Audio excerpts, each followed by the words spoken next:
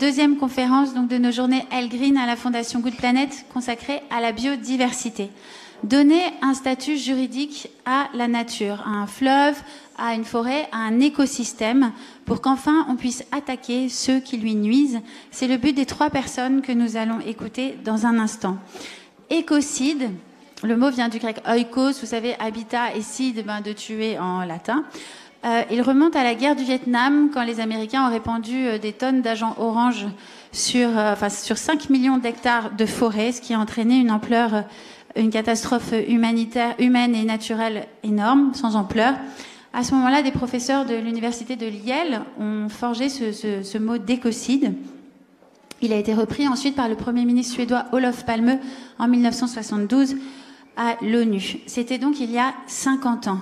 Depuis, les crimes d'écocide se sont multipliés.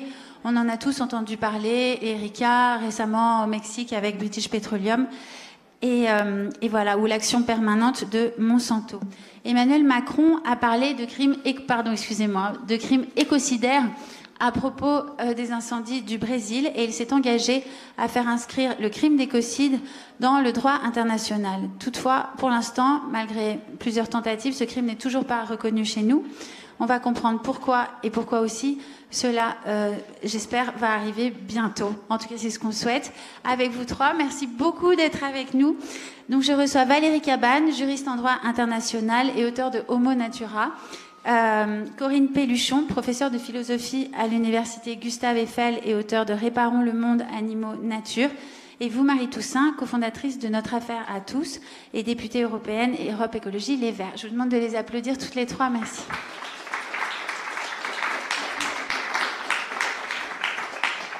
Alors donc, Valérie Cabane, je voudrais commencer par vous, parce que je vous avais rencontré au tribunal pénal international, le faux contre Monsanto, qui était absolument passionnant, où il y avait des gens du monde entier qui étaient venus témoigner de ce que Monsanto faisait sur eux en tant qu'êtres humains, sur leurs terres, sur leurs rivières.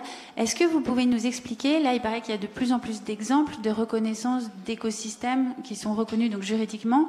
Est-ce que vraiment il y a un changement? Est-ce que vous pouvez nous donner des exemples et nous dire comment cela s'applique concrètement, à quoi ça sert?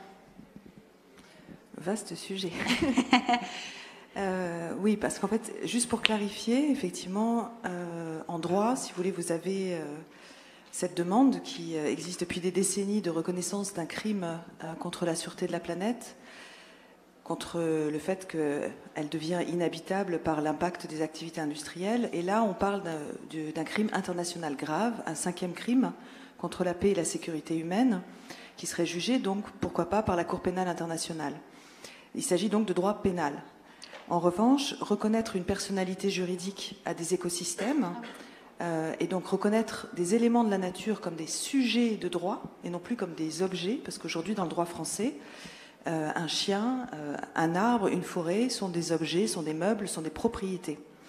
Ils ne sont pas reconnus comme des entités vivantes, encore que grâce à la loi sur le bien-être animal, c'est en train de changer pour le statut de l'animal. Donc, donner une personnalité juridique à des écosystèmes, par exemple, c'est quelque chose qui est en train de se produire partout dans le monde, soit par la voie législative, c'est-à-dire par le biais d'une loi. Le premier pays à l'avoir fait l'a fait sérieusement, puisqu'ils ont reconnu les droits de la nature dans la Constitution, c'est l'Équateur, en 2008. Et depuis, il y a eu beaucoup de procès au nom des intérêts d'éléments de la nature. Une rivière a gagné face... Vous savez, la nature s'invite. Une rivière, par exemple, en Équateur, a gagné dès 2011 face à un projet de route qui a impacté son cours naturel. Une mangrove de 60 mètres de haut a gagné face à un projet de pisciculture de crevettes au sein de la mangrove. On a même eu des cas jugés au pénal où un bateau de pêche chinois a été arraisonné proche des îles Galapagos avec plus de 6200 requins à bord. Et le juge a considéré que l'impact sur l'espèce requin avait été tellement important qu'il fallait reconnaître la responsabilité pénale du capitaine et de l'équipage. Donc, l'Équateur a vraiment marqué le pas et d'autres pays en Amérique du Sud ont aussi suivi cette voie. Ça a été le cas de la Bolivie, mais aussi aujourd'hui 3 États au Mexique reconnaissent les droits de la nature, 2 villes au Brésil, 1 ville en Argentine. Et même aux États-Unis. Et aux États-Unis, c'est ça qui est intéressant, parce que souvent on me dit, mais finalement les droits de la nature, ça vient de la pensée autochtone, des peuples premiers, parce qu'ils ont une relation particulière avec le vivant. Mais non, aujourd'hui, il y a une trentaine de villes aux États-Unis, des villes blanches, qui ont reconnu dans leur législation locale les droits des écosystèmes dans lesquels ils vivent, et par ce biais aussi le droit des communautés à vivre dans un environnement sain. Il y a aussi d'ailleurs des nations indiennes aux États-Unis, 5 nations indiennes ont reconnu pour les unes le statut d'une rivière, la rivière Klamath, la rivière Snake.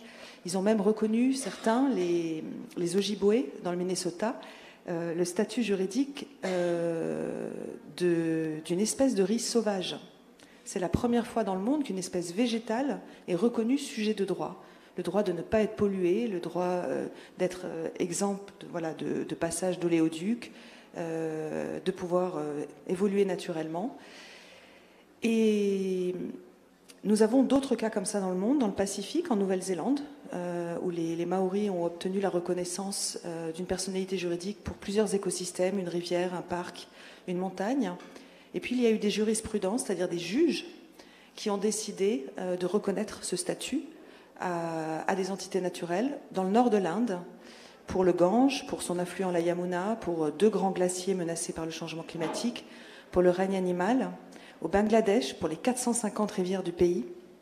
Et puis je crois, et je finirai peut-être là-dessus, en Colombie, je crois que pour moi, l'un des jugements les plus exemplaires a eu lieu là-bas. Alors aujourd'hui, plusieurs rivières ont obtenu un statut juridique grâce à des juges, mais il y a eu une plainte qui a été portée au niveau de la Cour suprême par 25 jeunes qui étaient alertés par le taux de déforestation massif de l'Amazonie en Colombie, qui avait augmenté de 46% en un an. Et ils ont interpellé la justice en disant mais notre droit à un environnement sain, en tant que génération présente, mais aussi en tant que génération future, va être menacé, puisque en coupant ces forêts, on va aggraver le changement climatique, puisque les forêts sont des puits de carbone. Et la justice est allée au-delà de leurs demandes. Elle leur a reconnu le droit à un environnement sain en tant que génération future, ce qui est déjà en soi extraordinaire, parce qu'aujourd'hui, les générations futures ne sont pas sujets de droit. Vous ne pouvez pas aujourd'hui amener au pénal, c'est tout le problème avec l'agent orange d'ailleurs, dont vous avez parlé, des victimes, des enfants qui naissent avec des malformations au Vietnam aujourd'hui, ne peuvent pas demander justice pour des faits qui ont été commis avant leur naissance. Et la justice est allée encore plus loin, elle a reconnu l'Amazonie colombienne sujet de droit. Ce qui va permettre, et c'est son objectif, d'agir en prévention, c'est-à-dire qu'on permet à des écosystèmes, dans ce cas-là, de pouvoir être représentés en justice par vous, par des associations, par le ministère public, dans le cas où il y a une menace qui pèse sur son équilibre écologique. Ce qu'on n'a pas, nous, en France. En France, on a un principe juridique qui est très innovant en Europe, qui est le principe de préjudice écologique. Donc vous pouvez aujourd'hui, comme ça s'est passé pour la Loire, comme ça s'est passé pour les Côtes bretonnes, après la catastrophe de l'Erika, aller voir la justice en disant il y a eu un dommage écologique grave qui a impacté cet écosystème pour sa valeur intrinsèque. Mais vous êtes obligé de le faire quand la catastrophe est déjà arrivée. Et c'est là où les droits de la nature, à mon sens, dans le cadre d'une crise écologique et climatique exponentielle en ce moment, est un outil juridique incontournable pour véritablement stopper les activités industrielles les plus dangereuses avant justement que la catastrophe n'arrive. Mais justement, juste pour bien comprendre le sujet, qui défend par exemple une rivière face à une autoroute? Comment ça se passe? C'est exactement comme avec un enfant. Un enfant ne peut pas aller devant le juge sans être représenté par un tuteur légal. Alors, il y a plein de dispositions différentes qui sont choisies par les différents pays dont je vous ai parlé. L'Ouganda vient d'ailleurs de voter aussi une loi sur les droits de la nature. On est en fait le dernier continent c'est faux, ouais, à ne pas avoir avancé sur ce sujet. Mais ça va se décider par des dispositions législatives ou par justement le jugement qui est rendu. Par exemple, le fleuve Atrato en Colombie, les juges ont décidé que 14 communautés qui vivent le long du fleuve sur ces 700 kilomètres, certaines sont afrodescendantes, d'autres sont des communautés indigènes, auront un rôle de gardiennage et de partage de décisions avec les autorités et pourront donc saisir la justice au nom du fleuve s'il y en a besoin. Et à travers cela, il a reconnu aussi ce qu'on appelle les droits bioculturels. Et je crois que ça, c'est un concept passionnant, parce que ça nous ramène à l'idée que nous appartenons à un territoire, et non pas que le territoire nous appartient, et que nous devons préserver ce territoire, et face à la justice, revendiquer aussi, dans ces cas-là, la protection de nos liens d'interdépendance avec le territoire sur lequel on vit. Les droits bioculturels vont au-delà simplement de la protection de la nature. Ils protègent aussi nos liens affectifs, nos liens culturels, nos liens spirituels avec le lieu dans lequel on vit et que l'on souhaite protéger pour nous et les générations futures. Et c'est très intéressant, et ça me permet en plus de faire une transition avec vous, Corinne Pelluchon, parce qu'en fait, ce qu'on entend dans ce que vous venez de dire, Valérie Cabane, c'est donc reconnaître les générations futures, s'inspirer aussi donc de pays qui n'ont pas la même histoire juridique ou culturelle que nous. Et donc, il y a un vrai changement en fait dans notre façon de penser la loi, peut-être. Et je m'interroge justement sur quand on donne un statut juridique à un fleuve, ça veut dire que ce fleuve devient sacré d'une certaine façon, il est inviolable. Est-ce qu'il y a un changement de mentalité dans notre société pour qu'on arrive à reconnaître un statut juridique à la nature? Bonjour à tout le monde. Alors, oui, disons que la question de ce que cela dit du progrès peut-être moral qui est en cours ou civilisationnel suppose qu'on ne se place pas seulement du côté du statut légal des différentes entités non humaines, ce qui est évidemment fondamental. Le droit est un outil qui assigne des limites à mon bon droit d'user et d'abuser des ressources, au nom du droit des autres humains et non humains, à aussi en profiter, et puis qui protège sinon son inviolabilité, du moins sa valeur non instrumentale. Mais je crois que la réflexion ici, elle suppose qu'on place le projecteur sur nous-mêmes. Que disent de nous nos usages des autres vivants? Et je crois que ce qui se passe aujourd'hui, c'est une réflexion sur notre appartenance à une communauté plus vaste. Oui, c'est ça, le futur.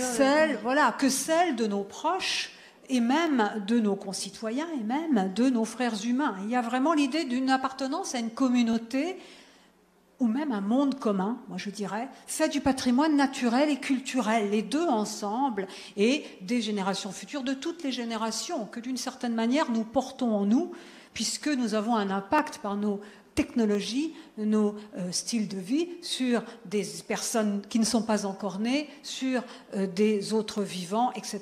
Donc il y a vraiment la prise de conscience du caractère hyperbolique, énorme de notre responsabilité, la prise de conscience du sens de notre responsabilité qui commence à même nos besoins les plus primaires, comme l'alimentation, qui a un impact sur les autres vivants et sur les autres personnes, et présentes et vivant très loin. Et donc voilà, donc c'est vraiment l'idée que l'écologie a une profondeur. C'est pas seulement s'interroger sur la pollution, sur la dégradation des ressources, et puis s'en inquiéter parce que ça mettrait en cause nos modes de vie et notre prédation. Non, c'est l'idée de partager les ressources, que moi j'appelle nourriture, pour ne pas seulement m'intéresser au côté instrumental. Donc c'est la question de la justice, y compris à l'égard des autres communautés, mais aussi des autres espèces. Et puis, il y a une dimension mentale, subjective, qui concerne ce que nous sommes, notre place par rapport aux autres vivants. Et là, il y a vraiment quelque chose de majeur, c'est que si vous pensez à Jean-Paul Sartre, que tout le monde connaît, l'existentialisme, c'était l'humain était considéré comme liberté, comme projet, au prisme de son individualité. Je suis ce que je fais. Eh bien, aujourd'hui, l'existence n'est pas seulement pensée à la lumière de la liberté, elle est pensée aussi, notre condition terrestre, notre corporéité, notre matérialité, notre dépendance à l'égard de l'eau, de l'air, des aliments, des éléments et des autres vivants, humains et non humains, est au cœur de la description de l'humaine condition. Et ça veut dire que finalement, l'éthique et la politique ne sont plus un jeu, J-E-U, entre nous humains, mais l'écologie, enfin la biosphère, les écosystèmes, les autres vivants s'invitent à la table des négociations ou le devraient. Donc du coup, on ne peut plus penser que l'éthique commence par ma rencontre d'autrui, elle est vraiment à l'insens dès que je mange, dès que j'utilise les ressources ou les nourritures, et la politique aussi devrait avoir comme finalité de l'État pas seulement la sécurité entre nous et dans le meilleur des cas la réduction des inégalités iniques, mais aussi la protection de la biosphère, condition de notre existence, et la justice à l'égard des autres vivants. Et ça se traduit par non seulement des outils juridiques qui permettent concrètement de protéger ces entités, mais aussi par une réflexion sur le droit du droit. C'est-à-dire que, par exemple, en 2015, je crois que vous y avez participé, la Déclaration universelle des droits de l'humanité, écrite, rédigée par un ensemble de personnes sous l'égide de Corinne Lepage, atteste cette évolution du droit, puisque le droit de l'humanité, c'est pas seulement le droit de l'individu, alors que si vous prenez l'article 4 de la Déclaration des droits de l'homme et du citoyen, cet article 4 dispose que la seule limite à mon droit d'user de tout ce qui est bon pour ma conservation, c'est l'autre homme et même l'autre humain de ma communauté politique. Ce qui est d'ailleurs quand même un problème, que critiquera Hannah Arendt, etc.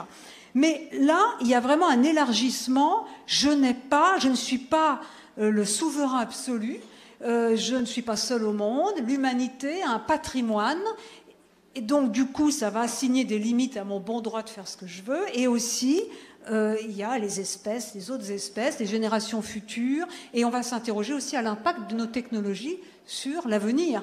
Donc du coup, je crois que ça fait partie d'un vaste mouvement très profond, qui est lié à une prise de conscience de nous-mêmes, de notre finitude, des limites planétaires, mais aussi de notre finitude, du fait que nous ne sommes pas les tyrans de la création. Donc à chaque fois qu'on parle d'écologie, des autres vivants, des animaux, on parle de nous-mêmes.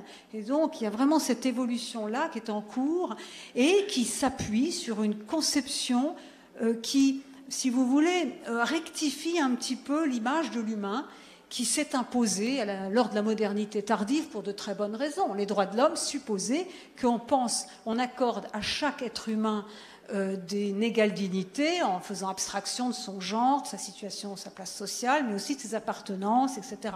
Mais c'était un sujet un peu maigre, abstrait. Aujourd'hui, il faut peut-être penser à même la corporéité, à même notre dépendance à l'égard des autres vivants.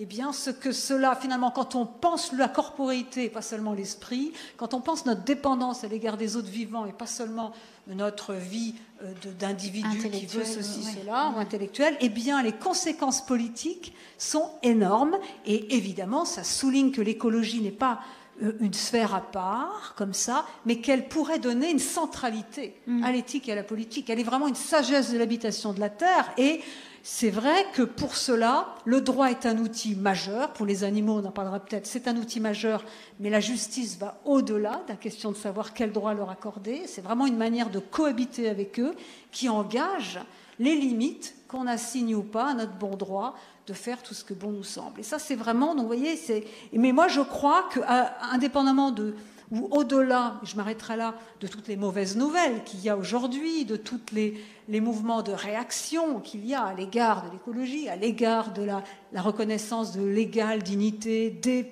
personnes, des cultures, il y a quand même un mouvement de fond dont témoigne justement l'appétence des jeunes, notamment pour la question écologique, mais aussi dont témoigne, à mon avis, au premier chef, l'intérêt profond d'une part importante de la population pour le sort d'êtres vivants, sensibles, individués, auxquels, en raison, pour nos modes de vie, on inflige des souffrances inouïes. Donc là, la cause animale, me semble-t-il, est dans cette grande réflexion très large sur notre manière d'habiter la Terre.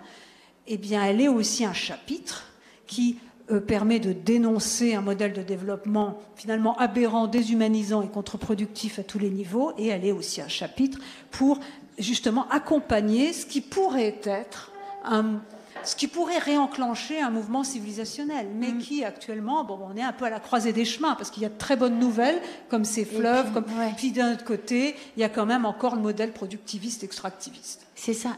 Et alors justement, où est-ce qu'on en est en France, Marie Toussaint? Donc vous êtes députée européenne et vous avez cofondé l'affaire du siècle. Est-ce que vous pouvez juste nous rappeler ce que c'est que l'affaire du siècle et où on en est? Oui, effectivement. Bonjour à tout le monde. Voilà, d'abord pour commencer, et je suis vraiment ravie d'être là. Voilà, c'est une très belle table. J'ai beaucoup de chance et d'honneur d'être si bien entourée.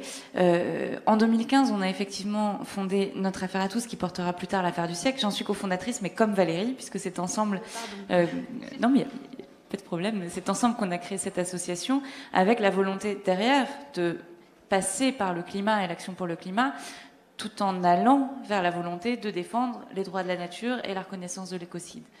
Et effectivement, on se demandait un peu comment on allait faire. Il y avait cette déclaration des droits de l'humanité qui était en gestation, qui avait été présentée à François Hollande, etc. On approchait de la COP21 et on a eu écho d'une victoire d'abord proche de nous, qui était celle de l'association Urgenda aux Pays-Bas, qui avait gagné en justice pour demander à son État d'agir plus vite et de manière plus ambitieuse pour protéger le climat, au nom de la protection des droits humains de son territoire, mais aussi des droits des autres êtres vivants de la planète. Donc ça, je crois que c'est quand même assez important. Et puis, juste après, en se plongeant un petit peu, la victoire d'un fils d'agriculteur pakistanais face au Pakistan, avec le même enjeu, celui de protéger les droits humains, et notamment le droit de ses parents agriculteurs qui n'arrivaient plus à faire fructifier leur exploitation agricole, pas suffisamment pour vendre et pas suffisamment pour se nourrir, et qui avaient eux aussi gagné, lui aussi gagné son action en justice. Et donc c'est vrai qu'on s'est dit, il faut passer par là. Et il faut passer par là, pourquoi? Et ça, je pense qu'on y reviendra peut-être après, mais parce que on a parlé de droit, de la nature, on a parlé de justice, on a parlé de limites, mais du coup, en face, il y a aussi des devoirs. Et en l'occurrence, le devoir d'agir de sorte à pouvoir préserver le droit du climat à être stable, à être préservé, et le droit des êtres, humains comme non humains, à vivre dans ce climat stable et préservé, eh bien pour ça, il y a des devoirs qui incombent aux États, ou en fait à tout le monde, mais a fortiori aux États, d'agir, et d'agir suffisamment activement pour vraiment pouvoir prévenir l'emballement climatique dans lequel on est encore, et sur une route qu'on nous propose, qui est une route qui est toujours pas à même de protéger nos droits et ceux du reste du vivant. Et donc on a préparé pendant plusieurs années le lancement de l'affaire du siècle. On a été rejoint en cours de route par d'autres associations, Oxfam France, Greenpeace France, la Fondation pour la Nature et l'Homme, et on a lancé cette action en justice adossée à une pétition qui a été relativement bien signée, fin 2018, face à l'État français, pour une action climatique de l'État français, alors pas seulement du gouvernement, mais de l'État français sur plusieurs décennies, parce qu'effectivement, on avait d'une part adopté des objectifs climatiques trop faibles par rapport au niveau qu'il faudrait pour pouvoir vraiment préserver le climat, mais qu'en plus de ça, la France ne tenait pas même ses propres objectifs. Et d'ailleurs, la réponse qui a été apportée par le gouvernement juste après, c'était de changer ses décrets et ses feuilles de route, de sorte à pouvoir rehausser ou rabaisser la route qu'il fallait suivre. C'est-à-dire qu'ils ont admis le fait qu'ils n'étaient pas sur la bonne route, et du coup, plutôt que de changer de direction, ils ont fait baisser les objectifs à atteindre, de sorte à pouvoir les atteindre plus facilement. Et du coup, là, où est-ce que vous en êtes? Donc, vous avez porté plainte devant l'État, et après, il y a un recours. Enfin, vous m'avez expliqué tout. Oui. La justice, ça prend du temps, malheureusement. Donc, on a envie d'avoir une réponse tout de suite. Puis, en fait, il faut attendre un petit peu. Donc là, ça fait bientôt 2 ans qu'on a lancé cette action en justice. On est en train d'attendre la décision du tribunal administratif.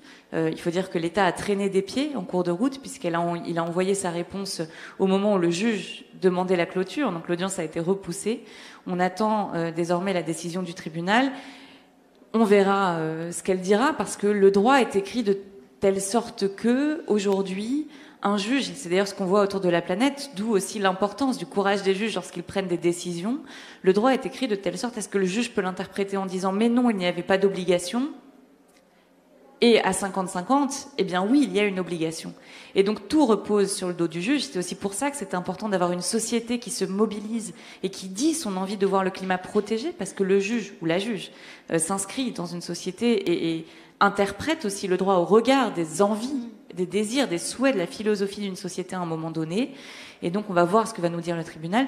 En tout cas, ce qui est sûr, c'est que dans tous les cas, il y aura un appel, que ce soit de notre part ou de celui de l'État. D'accord. Et là, vous m'avez expliqué, donc, au Parlement européen, vous allez cette semaine voter la loi climat, et qu'il y avait beaucoup d'obstacles, 3 types d'obstacles, m'avez-vous cité. Est-ce que vous pouvez nous raconter, donc, pourquoi est-ce que c'est si difficile? Et voilà, vous m'avez parlé de l'idéologie, du manque de démocratie, du poids des lobbies aussi.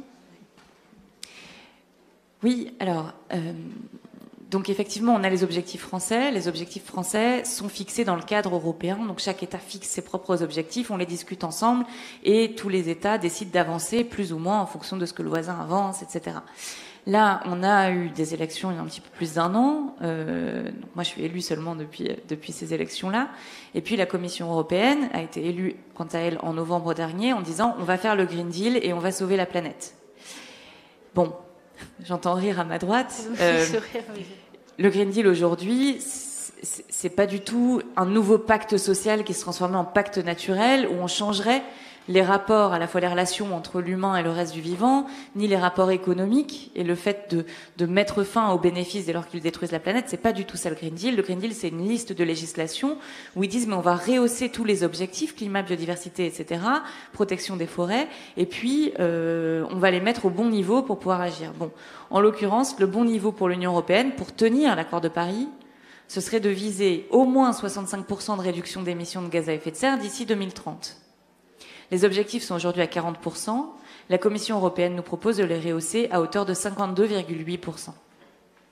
Voilà, donc on est encore très loin de ce qu'il faudrait faire pour tenir l'accord de Paris et pour tenir le 2 degrés de l'accord de Paris, pas pour tenir le 1,5.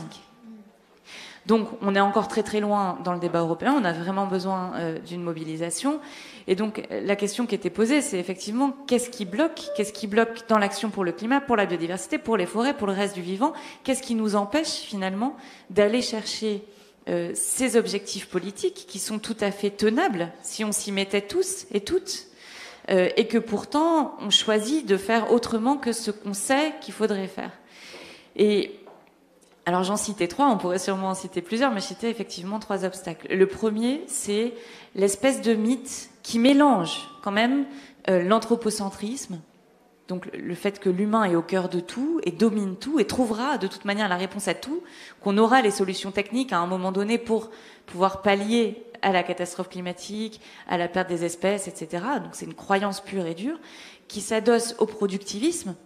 Et ça s'est soulevé aussi par Mireille Delmas-Marty, qui dit qu'il y a un dogme de la croissance et du productivisme.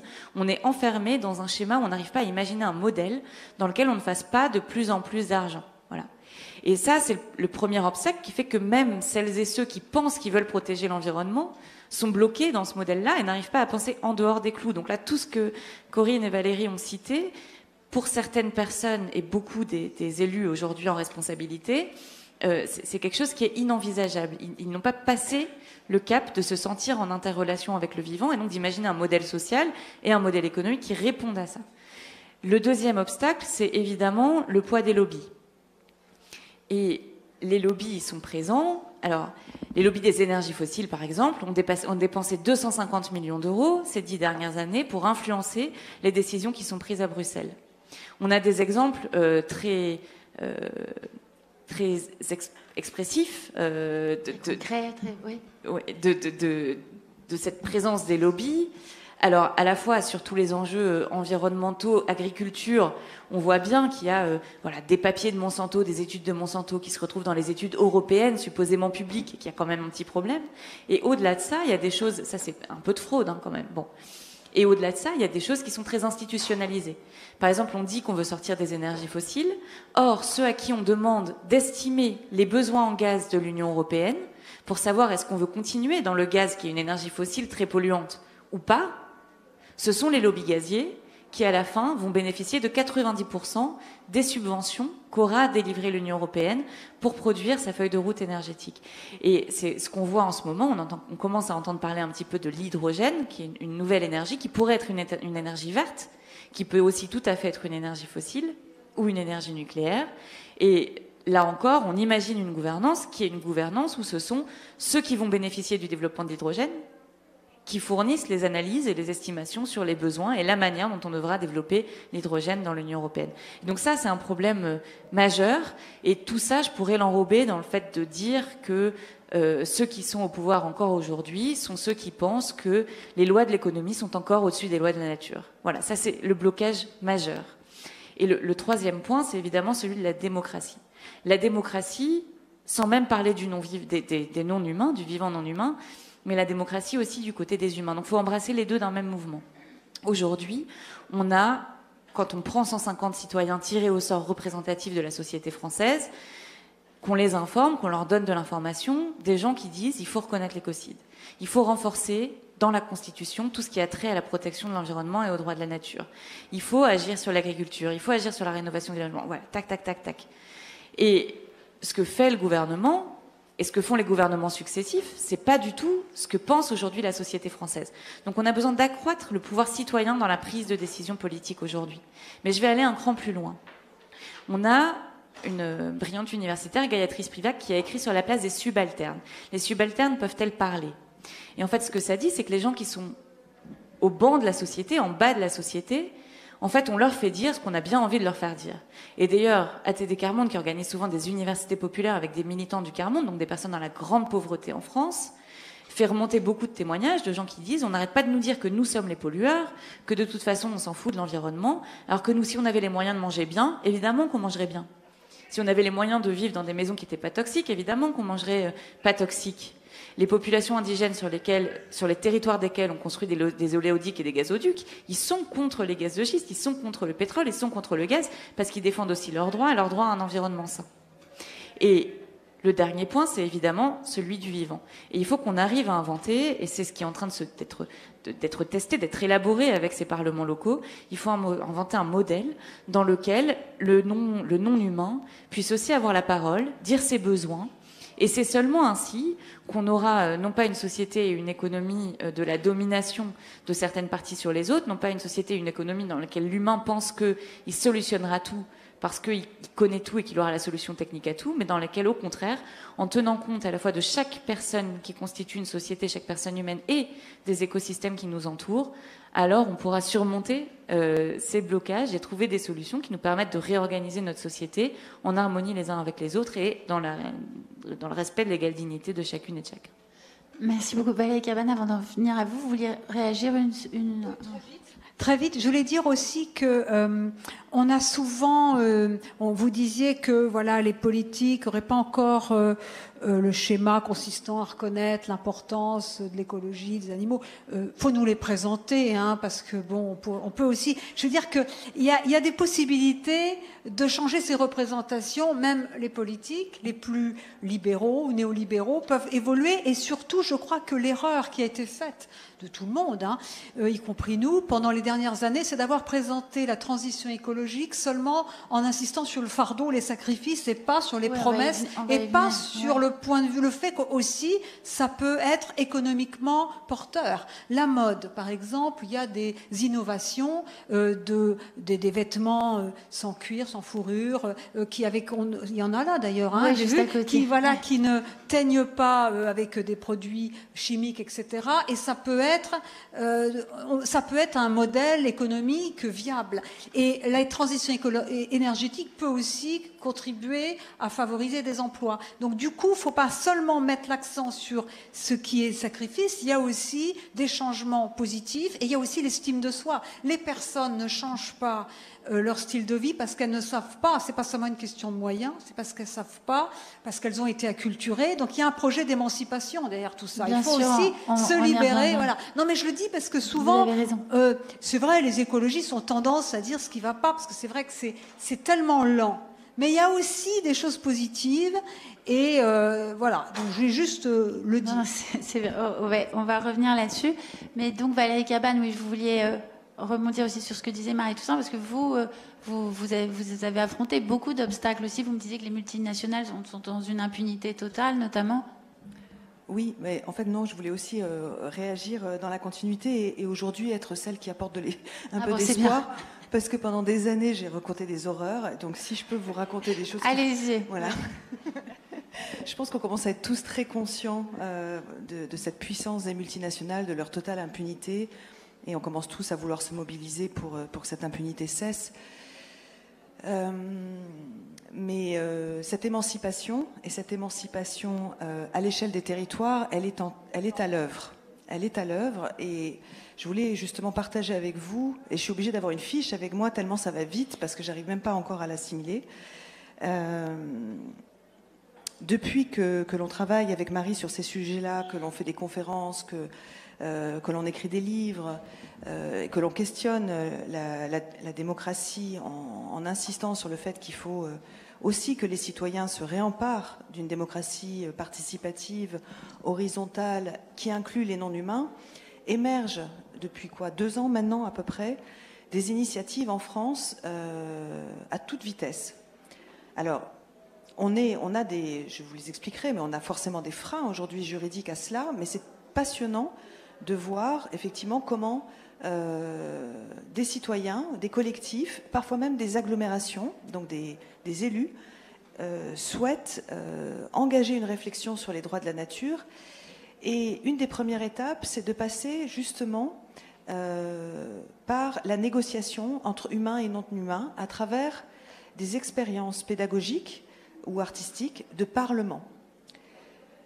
Sur l'idée du Parlement des choses de Bruno Latour, où depuis 1 an maintenant se tient par exemple le Parlement de Loire, non pas de la Loire, hein, mais de Loire, le fleuve Loire, où délibèrent lors d'auditions, les prochaines sont le 17 octobre à Saint-Pierre-des-Corps, où délibèrent des personnes qui vont représenter le fleuve, mais pas le fleuve seulement en tant qu'entité tout indivisible, le fleuve dans tous ses composants, les poissons, les bancs de sable, les minéraux, enfin tout ce qui constitue le fleuve, les usagers, des bateliers, des pêcheurs, les riverains, des penseurs, des sociologues, des archéologues, des anthropologues, des juristes, j'interviens le 17 octobre par exemple, des philosophes, et où on expérimente ce que serait une vie, où on réfléchit l'avenir d'un territoire en délibération avec les non-humains. Ça, je trouve ça une expérience passionnante, et cette expérience est en train de donner des idées à d'autres. Donc on a appris, par exemple ces derniers mois, on a été contacté par un collectif d'architectes qui souhaiterait mettre en place un parlement de l'étang de Berre. L'étang de Berre, c'est cet étang qu'il y a du côté de Martigues-Vitrolles, où vous avez toutes les sociétés, les entreprises les plus polluantes que l'on puisse imaginer autour, et avec des taux de cancer beaucoup plus élevés que la moyenne en France. Et donc, ils sont en train de vouloir mettre en place un parlement de l'étang de Berre. Même chose pour l'étang de l'Escaut. Et puis, des collectifs veulent aller encore plus loin et veulent demander la reconnaissance de la personnalité juridique d'écosystèmes. Alors, depuis le 18 septembre, on a par exemple l'Appel du Rhône qui a été lancé. C'est une association qui s'appelle IDEAU, ID avec les lettres, OEAU, qui est basée à Lausanne. Et Frédéric Pitaval, son directeur, en ayant lu effectivement ces idées-là que j'avais développées dans Homo Natura, a proposé à son association de revendiquer la reconnaissance de la personnalité juridique du Rhône, de sa source en Suisse jusqu'à son embouchure, jusqu'à son delta en France. Et il s'entoure aujourd'hui de scientifiques et de politiques, et c'est une discussion que j'ai eue dernièrement par exemple avec la présidente du Conseil national du Rhône, qui est une entité qui gère le Rhône, qui a une loi depuis 1933, qui est l'unique loi en France qui reconnaît un Rhône comme un tout indivisible. Et ça, c'est quelque chose sur lequel on peut vraiment s'appuyer pour avancer déjà, parce que quand on reconnaîtra déjà chaque cours d'eau comme un tout indivisible et une entité vivante, on aura déjà fait un grand pas. Il faut savoir aussi qu'en Corse, il y a un collectif qui veut protéger le fleuve Tavignano, qui est ce grand fleuve qui traverse la Corse du nord au sud, qui pour sa grande partie a été reconnu rivière sauvage et qui est menacé par des déchetteries sauvages ou des déchetteries gérées par les mafias, et demande donc à reconnaître la personnalité juridique du fleuve. Parallèlement, l'Assemblée territoriale de Corse, donc des élus, sont en train de réfléchir à signer un pacte des droits de la nature en Corse. Parce que l'identité corse est intimement liée justement à l'identité du territoire. Ce que l'on retrouve d'ailleurs aussi en Nouvelle-Calédonie, où les îles Loyauté, la province des îles Loyauté, qui a une compétence législative sur l'environnement, a rédigé dès 2016 un code de l'environnement qui reconnaît le principe d'interdépendance comme la colonne vertébrale du droit et qui reconnaît la personnalité juridique d'éléments naturels. Et enfin, juste pour vous donner une idée aussi de comment cela avance, vous l'avez peut-être entendu, la mairie de Paris a annoncé il y a 10 jours que démunie face au déversement de Lafarge dans la Seine, elle était en train d'étudier la possibilité de demander la reconnaissance de la personnalité juridique de la Seine. Là, pour moi, ça a été vraiment un choc, parce que ça veut dire que ça commence à émerger dans la pensée politique. Et il y a quelques jours, j'ai eu une réunion avec le vice-président de l'agglomération de Paris-Saclay, 28 communes, qui veut signer une motion reconnaissant les droits de la nature sur le territoire et demander à ce qu'elle soit la première collectivité à soutenir la reconnaissance du crime d'écocide et à faire signer, un peu comme avec la Déclaration des droits de l'humanité, où aujourd'hui ce sont des collectivités qui la signent avant l'État. Et donc d'être force de proposition à ce niveau-là. Alors, je ne vous dis pas que ça va marcher, parce qu'on a un droit qui est extrêmement complexe, et pour en arriver à reconnaître une personnalité juridique et à obtenir une loi, même à l'échelle nationale, ça va être compliqué. Mais ça veut dire qu'il y a un réveil, et citoyen et politique, mais à l'échelle des territoires, et je crois que de toute façon, la solution sera là, parce que si on va vers un effondrement de nos systèmes écologiques, financiers, économiques et sociaux, ce sera dans les territoires que nous trouverons la force d'une résilience, d'une solidarité, d'un partage, et que nous retrouverons peut-être à ce moment-là cette capacité à vivre plus en harmonie avec le vivant, comme le font les sociétés traditionnelles autochtones depuis des millénaires, qui fonctionnent de cette manière-là, dans une démocratie locale, dans une délibération et dans un sens du partage avec les autres êtres vivants, et qui donc arrivent à maintenir les équilibres écologiques là où ils vivent. C'est vraiment de ça qu'il s'agit aujourd'hui. Merci pour toutes ces bonnes nouvelles. Anne Hidalgo était là hier et elle a annoncé à Brigitte Gauthier, DL 214, qu'elle était végétarienne. Et Brigitte Gauthier me disait, alors ça fait mon année, quoi. Elle était très contente.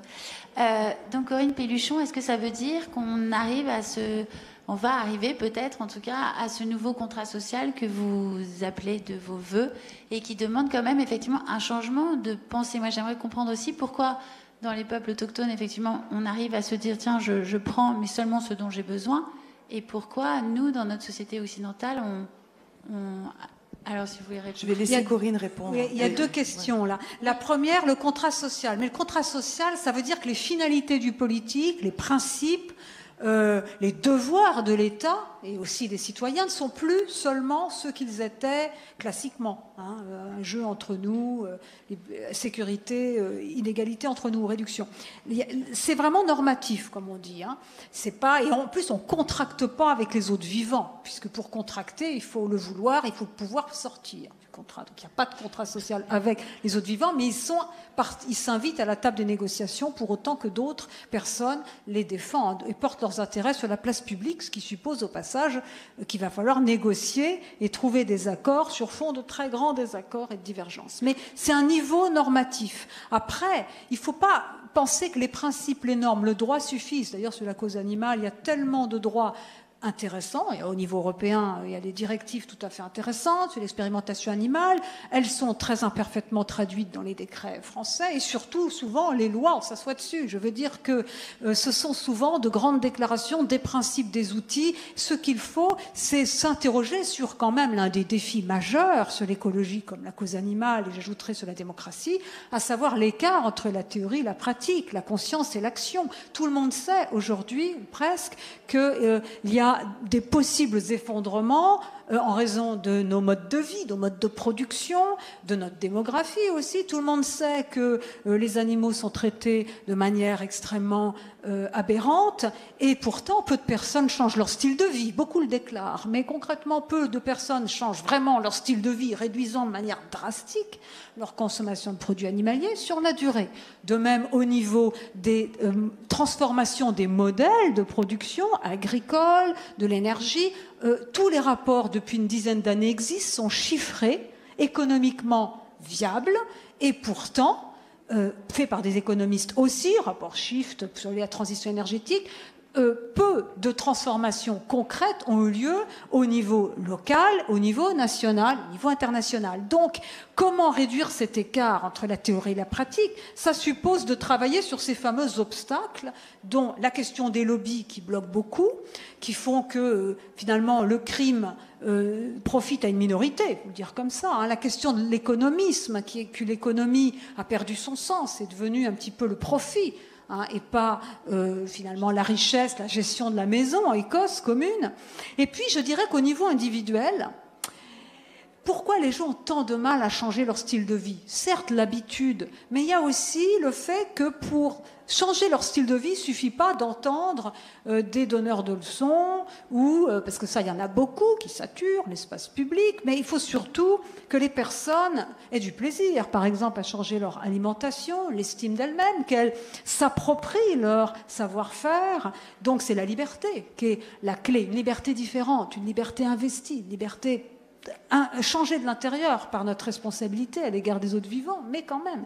C'est aussi tous les moteurs positifs, et puis c'est aussi une des raisons pour lesquelles les personnes ont tant de mal à reconnaître ce que pourtant elles savent, pour parler comme Günther Anders, eh bien, qui en parlait à propos de la bombe atomique, c'est parce que la question du réchauffement climatique, la question des effondrements économiques et autres, la question du massacre des animaux, ça crée des émotions très négatives, très difficiles. La peur, l'indignation, la colère, la souffrance pour la souffrance des autres bêtes, une souffrance pour laquelle il n'y a pas de dimanche. Alors, la plupart des personnes, elles veulent pas voir. Elles voient les vidéos, puis elles oublient le lendemain. Ou alors, elles clivent leurs raisons et leurs émotions. Et du coup, elles s'habituent.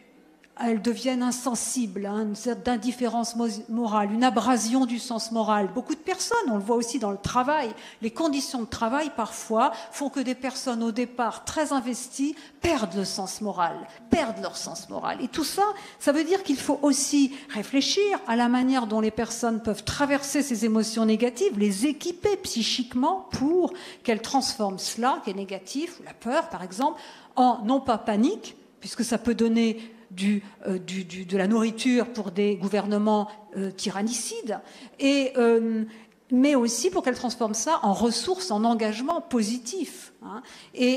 Voilà. Donc ça, c'est très important d'accompagner ces processus-là qui demandent du temps. Alors, il y a eu plein de travaux là-dessus, et la philosophie a son mot à dire sur la capacité de, justement, dessiner des récits. Alors le mot maintenant, c'est-à-dire tous les mots importants sont désubstantialisés puisqu'ils sont utilisés comme des slogans.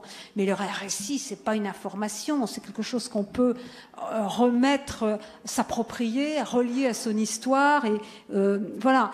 Et de même, l'imaginaire aussi. Là aussi, c'est un mot qui est très important. Ça veut dire accorder un sens différent aux mots qu'on emploie d'habitude. En tout cas, il y a tout un travail qui se situe au niveau symbolique. Mais je dirais, pour finir, que pour chacun d'entre nous, et c'est là que c'est vrai que quand on parle du climat, c'est fondamental, ça ne crée pas une émotion gigantesque. Les gens, alors que c'est vrai que, oui, mais la peur, mais la question animale, si. C'est pour ça qu'elle est stratégique aussi, elle est le fer de lance de ce mouvement de reconstruction, parce que aussi ça touche le cœur de notre humanité, ça touche la sensibilité, ça touche ce qu'on a en commun. On a beaucoup de choses en différence avec les animaux, mais voilà. Et je crois qu'il y a aussi une transformation de l'individu qui ne se situe pas seulement au niveau intellectuel, qui se fait au niveau du lien profond entre les représentations de notre appartenance à un monde plus vaste, de notre finitude. Nous sommes limités dans le temps, du fait qu'on ne sommes pas seuls au monde, de notre vulnérabilité. Avec la crise de la pandémie, c'est quand même pointé cela. Et puis, il y a ces représentations, donc les biens qu'on choisit. C'est vrai qu'on est tous nés dans un monde où on nous disait que pour être quelqu'un d'important, il fallait avoir une voiture et partir aux Seychelles, etc. Donc, donc du coup, voilà. Donc du coup, le lien entre les représentations, les évaluations, ce à quoi on accorde de la valeur, les désirs et justement les émotions, ce qui nous pousse, et vous verrez, qui nous pousse à agir, et notre comportement. Et ça travaille des couches parfois archaïques du psychisme. Et toutes ces questions-là, l'écologie, la cause animale en particulier, il faut voir que ce n'est pas seulement des conflits d'intérêts ou des conflits d'idées, c'est des conflits de représentation, de la place de soi par rapport à la nature, des images de la virilité. Donc on ne peut pas déconstruire comme ça en un clin d'œil les choses, et sans précaution et sans un vrai travail philosophique, profond. Et du coup, et je m'arrêterai là, c'est très difficile de passer des messages très vite, surtout dans les médias où on demande en 2 secondes de résumer un travail de 10 ans. Donc, désolée, voilà. Non, mais c'est ça. Et du coup, c'est vrai que sans ce travail-là, tout ce qu'on dit risque de rester lettre morte. car il ne faut pas se faire d'illusions avec la crise économique qui arrive, majeure, avec les personnalités narcissiques et dominatrices qui occupent les plus grandes puissances, les États-Unis, Russie, etc., les dangers sont réels et les forces de destruction sont très puissantes, enfin très présentes. Donc du coup, il faut des individus forts, à la fois qui fassent pression, mais une sage pression, pas forcément de la contestation, mais une sage pression sur l'économie, et qui soient des acteurs, pas seulement au niveau local, mais aussi au niveau européen, au niveau voilà. Donc du coup, c'est important. Et justement, Marie, vous êtes un acteur, au niveau européen.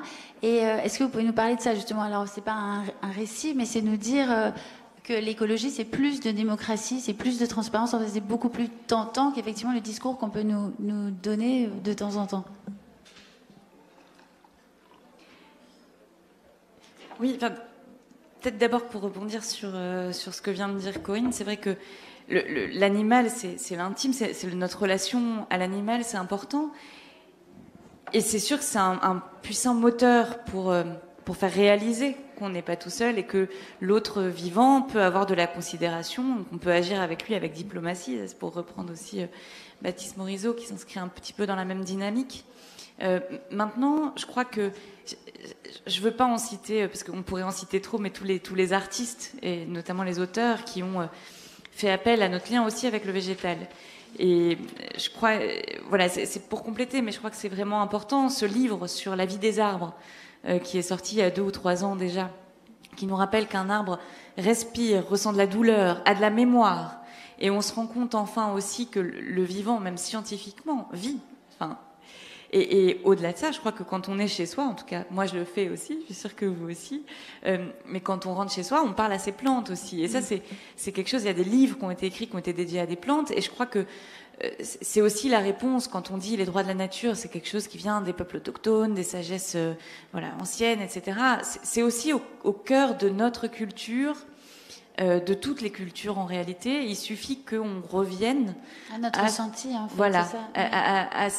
à ce qui quelque part on fait quand on est tout petit, qu'on refait peut-être quand on est plus âgé et qu'on a tendance à oublier, pris dans un mouvement, dans ce vent de la reconnaissance, du productivisme, du besoin de toujours plus de biens, plus d'argent, voilà. Donc la question, je sais pas bien, c'était pas... Non, mais c'était sûr, effectivement, comme vous disiez vous-même aussi, dans cette nouvelle façon d'envisager le droit et le rapport à l'autre, en fait, au non-humain, c'est en fait un appel à aussi plus de démocratie, c'est une liberté qui est responsabilisée, c'est une autre façon, en fait, de pratiquer notre droit. Ben, je crois, voilà, c'est beaucoup ce qu'on a dit, et quand on parle de ce que ça veut dire les droits de la nature, de ce que ça veut dire le devoir des États pour agir, et c'est vrai que les choses bougent. Moi, je suis vraiment très heureuse aussi de voir des sujets avancer au niveau européen. D'ailleurs, souvent sur les questions environnementales, ça avance plus vite. Alors ça dépend des sujets, parce que je vous ai parlé du gaz, où là c'est la catastrophe, mais il y a aussi des sujets sur lesquels ça avance plus vite. Par exemple, le droit pénal de l'environnement, pour en revenir à la question de l'écocide, a avancé plus vite au niveau européen qu'en France. Et encore aujourd'hui, on a mal transposé une directive qui date de 2008 en matière de droit pénal de l'environnement. Et d'ailleurs, la réponse que nous apporte pour l'instant le garde des Sceaux à la proposition de reconnaître l'écocide, c'est de dire, ah bah tiens, on va mettre vraiment dans la loi française la directive de 2008. Mais au niveau européen, il y a des choses qui avancent. Les commissaires qui sont très intéressés par les droits de la nature, le vice-président de la commission, Frans Timmermans, qui parle des droits de la terre-mer et de la Pachamama. Des fois, on a l'impression d'entendre Valérie, bon voilà, mais qui parle des écocides, le commissaire à la justice qui s'y intéresse aussi. On avance aussi sur les enjeux de gouvernance des entreprises, d'encadrement et de régulation des entreprises, en ne mettant plus en opposition la rentabilité économique et le respect des droits humains et la protection de l'environnement. Aujourd'hui, il y a des études par des think tanks associatifs, par des think tanks privés, mais aussi par les institutions européennes, qui nous montrent bien que quand on régule nos activités, quand on régule les activités des entreprises, alors on fait aussi plus d'argent. Ça, c'est aussi partie des promesses. Une économie responsable est une économie qui tient mieux dans la crise et qui, par ailleurs, peut permettre de dégager des profits, et a fortiori, quand elle les reverse à la fois sur le territoire, aux salariés, dans des activités de protection de la nature, plutôt que de les mettre dans les paradis fiscaux ou même dans le monde financier, surfinanciarisé, légal. En tout cas, on avance sur ces enjeux-là. On discute aussi beaucoup de comment est-ce qu'on protège les forêts du monde. Et donc, il y a d'abord les forêts de notre territoire. Je pense notamment à la Guyane, où on déforeste. Voilà, on donne des leçons à Bolsonaro, mais en fait, la France fait pas beaucoup mieux sur son territoire guyanais. Il y a la Roumanie aussi en Europe, où c'est catastrophique. Mais en même temps, on avance sur ces enjeux-là en se disant qu'on a besoin de protéger les forêts, et les forêts comme entités vivantes, pas seulement les forêts comme lieu à exploiter. Et que pour ça, on a besoin d'un devoir de vigilance sur les entreprises, un peu à la manière dont on l'a reconnu en France. On a besoin de protéger les défenseurs .E.S de l'environnement à travers le monde, qui sont plusieurs centaines à être assassinés chaque année, des milliers à être harcelés par les mafias, mais aussi par les pouvoirs publics. On a besoin de reconnaître les droits du vivant. Voilà. Et tous ces sujets-là, quelque part, sont dans les canaux de discussion. Et effectivement, on sent que si sur les enjeux repérés comme étant des enjeux économiques majeurs, on a du mal à avancer, typique le gaz, sur des enjeux plutôt de philosophie et d'approche de notre rapport à la nature, il y a quelque chose qui est effectivement profondément en train de changer, et que c'est peut-être aussi par là qu'on réussira, par ricochet, à faire avancer les choses. Puis peut-être le dernier point quand même dont je voulais vous parler et que je voulais aborder avec vous, on a, à la suite de l'affaire du siècle et de la pétition des Gilets jaunes, rédigé un ouvrage avec Priscilla Ludowski, qui était l'auteur de la pétition des Gilets jaunes. Ensemble, nous demandons justice, pour dire que la question de la protection de l'environnement et que la question sociale vont complètement ensemble, et que ces deux combats-là sont confrontés aux mêmes obstacles, le pouvoir de l'argent et l'opacité, l'absence de démocratie, mais que, en face, on n'avait pas de véritable politique de justice environnementale, non pas comprise seulement au sens procédural de quelles règles existent pour protéger la nature, mais comprise aussi au sens de la justice sociale en matière environnementale, parce que ce qu'on repère aujourd'hui, c'est que les populations qui souffrent le plus de la pollution de l'air, mais aussi de la pollution des sols, sur lesquels on a très peu de connaissances, de la pollution, enfin de la précarité énergétique, mais au-delà de ça aussi de la salubrité des logements, du fait que son logement ne soit pas toxique, ceux qui mangent le moins bien, eh bien, tous ces gens-là sont des gens qui sont plutôt en bas de l'échelle sociale. Je rappelle qu'il y a 13 ans et demi d'écart d'espérance de vie aujourd'hui en France entre le décile le plus riche et le plus pauvre de la population, et que cela est dû à ce qu'on mange, ce qu'on boit, l'air qu'on respire, et à l'environnement non sain ou sain qui nous entoure et qui est autour de nous, et que ces enjeux-là de démocratie, de justice sociale, de protection de l'environnement, en fait, c'est un enjeu qui va vraiment ensemble, et qu'aujourd'hui, à tous les niveaux de gouvernance, on refuse de voir, et donc on refuse de légiférer et de construire des politiques publiques parce qu'on manque de données, mais on refuse de construire les données dont on aurait besoin pour construire les politiques publiques. Et donc ce cercle vicieux-là, il faut qu'on arrive à le casser, et pour ça, vous êtes toutes et tous bienvenus pour vous joindre aussi à cette bataille-là. Merci beaucoup. Justement, Valérie Cabane, j'allais vous demander comme mot de la fin, vous qui avez donné des bonnes nouvelles, qu'est-ce que vous pouvez nous dire pour conclure et pour encourager chacun d'entre nous? Qu'est-ce qu'on peut faire, nous? Voilà. Oui, puis je voulais aussi faire une boucle avec le début et avec ce que Marie vient de dire, puisque vous l'avez vu, on est parti du national au niveau européen, enfin du territoire même au national au niveau européen. En ce qui concerne l'avancée du plaidoyer sur le crime d'écocide que l'on mène depuis des années, il avance aussi beaucoup au niveau international. C'est-à-dire que cette conscience qu'a exprimée d'ailleurs Antonio Guterres, le secrétaire général des Nations Unies, il y a 3 jours, lors du sommet de la biodiversité, dont personne n'a entendu parler d'ailleurs, hein, je ne sais pas si vous en avez entendu parler, il a clairement commencé en expliquant que nous étions en guerre avec la nature et que nous ne survivrons pas à la destruction de la nature. Et donc il a vraiment appelé la communauté internationale à agir. Son dernier rapport en tant que secrétaire général, en lien justement avec la jurisprudence de la Terre, c'est-à-dire le fait d'avancer sur cette idée des droits de la nature, n'a jamais été aussi complet et montre comment cela bouge à l'international, dans tous les pays. Mais aussi, en décembre 2019, donc il y a bientôt 1 an, pour la première fois, on disait en début de conférence que Le terme de l'agent orange est débattu depuis 50 ans. C'est en moyenne ce qu'il faut pour qu'un concept passe d'une idée à une action concrète. Nous sommes à 50 ans du moment où Arthur Galston a parlé d'écocide en 70. Nous sommes en 2020. Et l'année dernière, donc, et ça va faire le lien justement avec le climat, les îles du Vanuatu et les îles des Maldives, donc des îles qui sont dans le Pacifique et d'autres dans l'océan Indien, ont demandé pour la première fois, en Assemblée générale des États partis à la Cour pénale internationale, la reconnaissance du crime d'écocide, en poussant un cri d'alarme, en disant mais est-ce que vous comprenez que le changement climatique c'est pas demain? Est-ce que vous comprenez que nous, là, aujourd'hui, nos îles sont submergées par les eaux qui montent? Il faut savoir que dans les îles Kiribati, par exemple, vous avez des populations entières. Toute l'île a été déménagée à 4000 km de là. Parce que même l'eau, si vous voulez, dans les nappes phréatiques est devenue saumâtre, est devenue salée. Les enfants mouraient par des diarrhées, etc. Donc il y a des gens aujourd'hui sur Terre qui subissent les conséquences de notre inconséquence. Et donc, ils ont fait un appel international pour la première fois en disant il faut que des États nous soutiennent diplomatiquement et des États forts. Et donc, nous travaillons depuis un moment, Marie au niveau européen, pour faire passer des amendements demandant à ce que la Commission européenne s'engage à faire avancer une législation sur le crime d'écocide. Et de mon côté, je discute avec les Français, je discute avec les Belges. Et il y a quelques jours, le nouveau gouvernement belge qui vient de se constituer a dressé une feuille de route sur 4 ans incluant une action diplomatique pour la reconnaissance du crime d'écocide. Et puis, on a découvert un allié de taille. C'est rigolo, mais je le raconte parce que moi, je trouve ça touchant.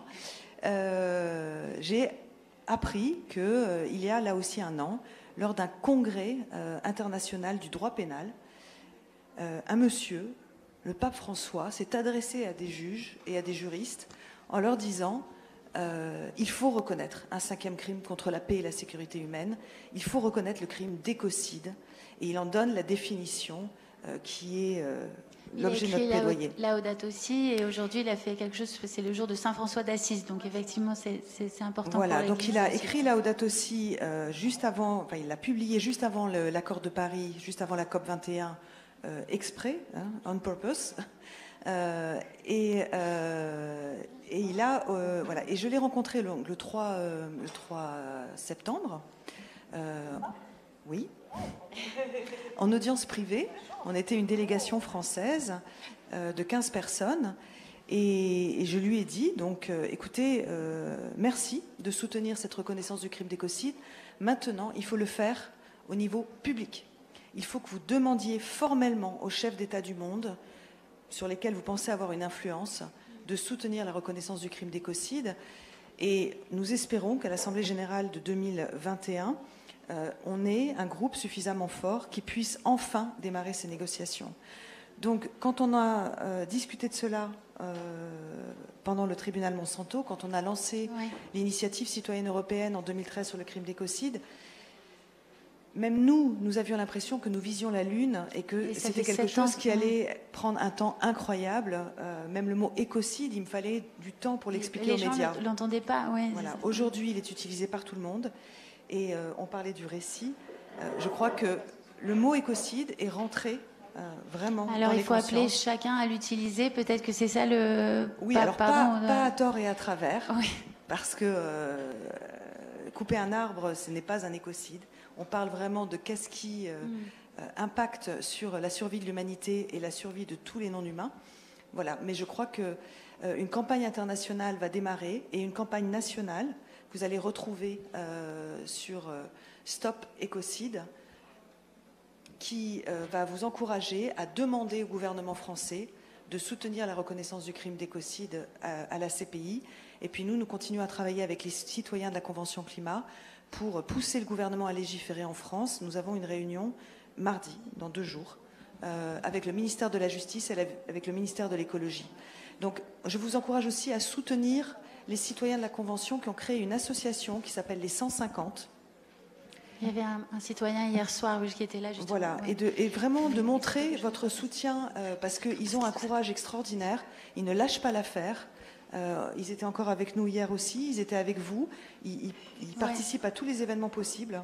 Voilà. Donc, merci beaucoup. Pardon, on doit avoir une autre conférence. Et puis après, il y a un concert de pommes qui nous a fait la joie de venir. Donc, on est un peu... Super. Voilà, pardon. Mais merci beaucoup. Marie-Toussaint, vous vouliez dire un petit mot? Oui, je voulais juste dire un petit mot hyper court. Mais en fait, cette réflexion-là sur les droits de la nature, on va la poursuivre. À partir du 13 octobre, on lance une série de conférences. Bon, depuis le Parlement européen, mais tout est virtuel en ce moment. Donc voilà, mais sur cette question des droits de la nature, avec des participants de l'ensemble du monde, mais surtout des participants de l'Union européenne. Lors de la première conférence, il y aura Valérie. Je pense que Corinne, si vous acceptez de venir nous voir à un moment, on pourra y arriver. L'idée, c'est de réunir tous les acteurs de partout en Europe qui veulent aller vers cette reconnaissance. Donc vous êtes bienvenus, c'est en ligne, vous trouvez ça sur Facebook relativement facilement, les conférences pour les droits de la nature. Voilà, merci infiniment à toutes les trois d'être venues. Et on se retrouve tout de suite. Merci.